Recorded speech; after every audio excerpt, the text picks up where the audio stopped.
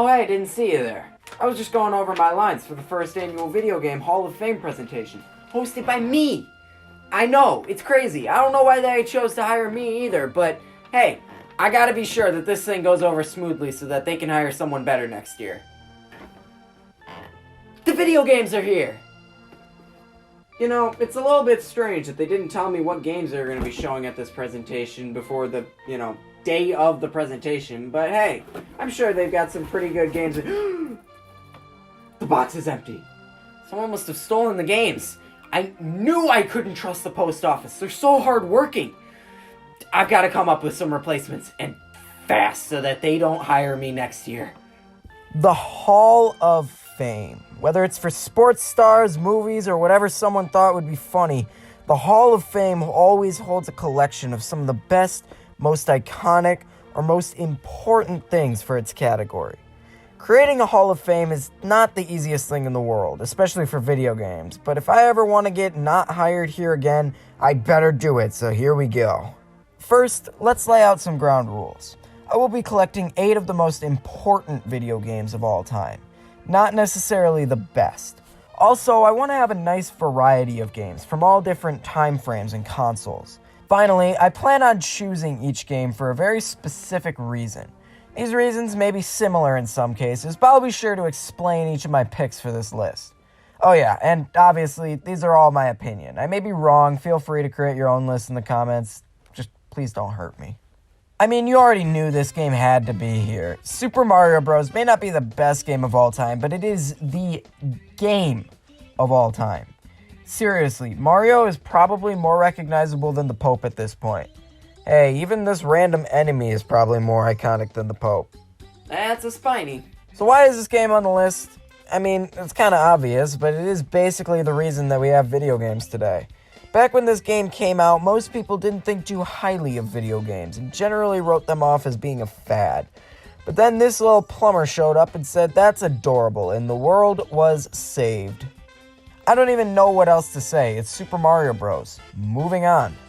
I'm putting Tetris for the Game Boy on this list for a different reason than what you're probably thinking. Remember, I can only put 8 games on this list, so to use it for an arcade game would be kind of weird because while it is amazing and iconic, Tetris didn't really change the world. So why is it on the list? This game encapsulates the emergence of handheld gaming incredibly. Being a pack-in with the Nintendo Game Boy made this game insanely popular and one of the best-selling games of all time. Without this game, handheld consoles would probably not be nearly as prevalent as they are today.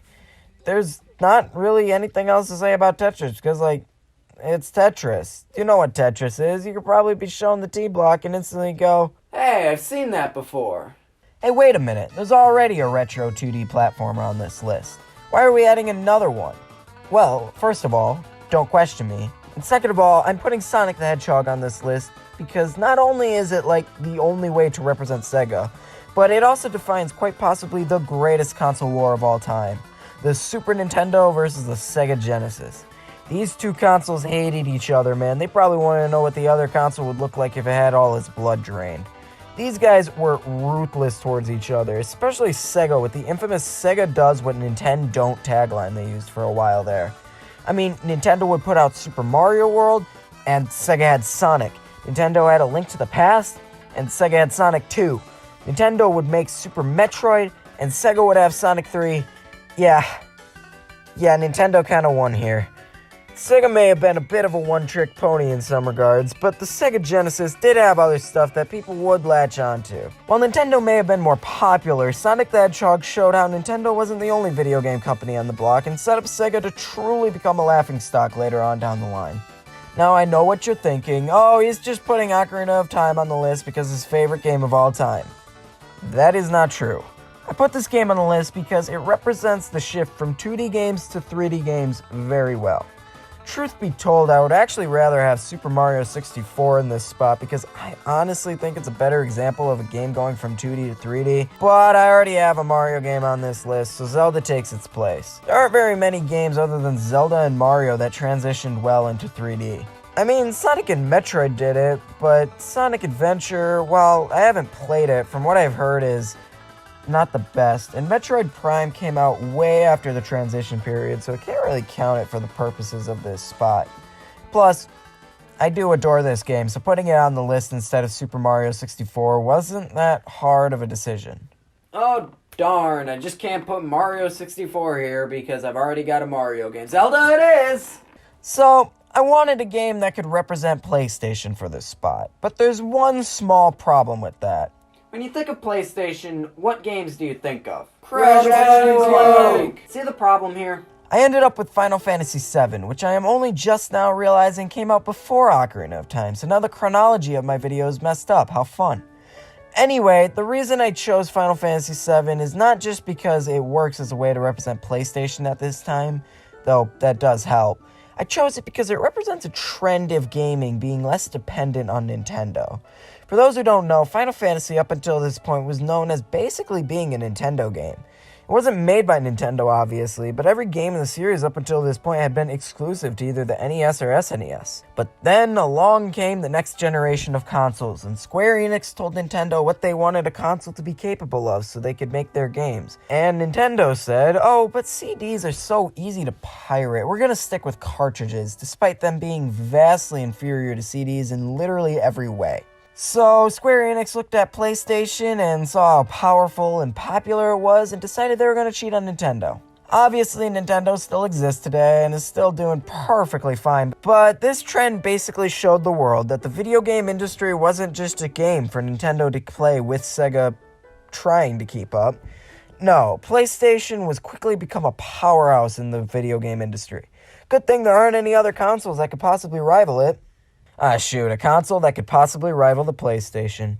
Microsoft took a look at what Sony had done and presumably said, yeah, we've got nothing better to do, and just happened to create arguably the most iconic video game device of all time.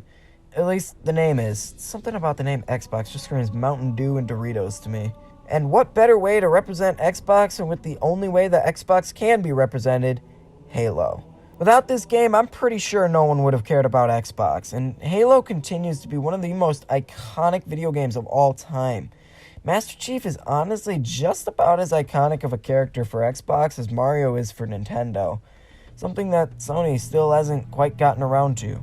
I mean, they kind of have a mascot with Kratos from God of War, but he's not nearly as iconic as Mario or Master Chief. I don't really have a lot to say about Halo. It's Halo. Fun fact, I'm pretty sure this is the first time I've ever referenced Xbox on this channel. I have no shame in admitting that I know nothing about the Call of Duty franchise, so I'm not even going to try to figure out what the difference is between the games. All I know is that this franchise is one of the key reasons for why online gaming exists today. Now hold on, I hear you saying, why would you put both Halo and Call of Duty on this list? I mean, they are very similar games. While that is true, Halo more so is the best way to represent the Xbox brand as a whole, while Call of Duty works really well as a way to talk about online gaming. We find ourselves now in the 7th generation of consoles with the likes of the Xbox 360, undisputedly one of the greatest hardcore consoles of all time. The Wii, one of the best-selling consoles of all time and possibly the greatest family machine ever made. And I think Sony also had something around this time. All of these consoles had Call of Duty games, but since the Wii's online was not great, and this just looks wrong to me, I like to believe that the only consoles that truly had Call of Duty games were the Xbox 360 and the PS3. These consoles and Call of Duty just go hand in hand. The inception of online gaming during these consoles' lifetime was game-changing for the industry. And could you tell I know nothing about these games the way I've been dancing around to actually talk about the games themselves yet, or should I just keep going? And finally, we reach the final game on the list. Whatever I choose, I need to be sure that it is an important development for the video game industry as a whole.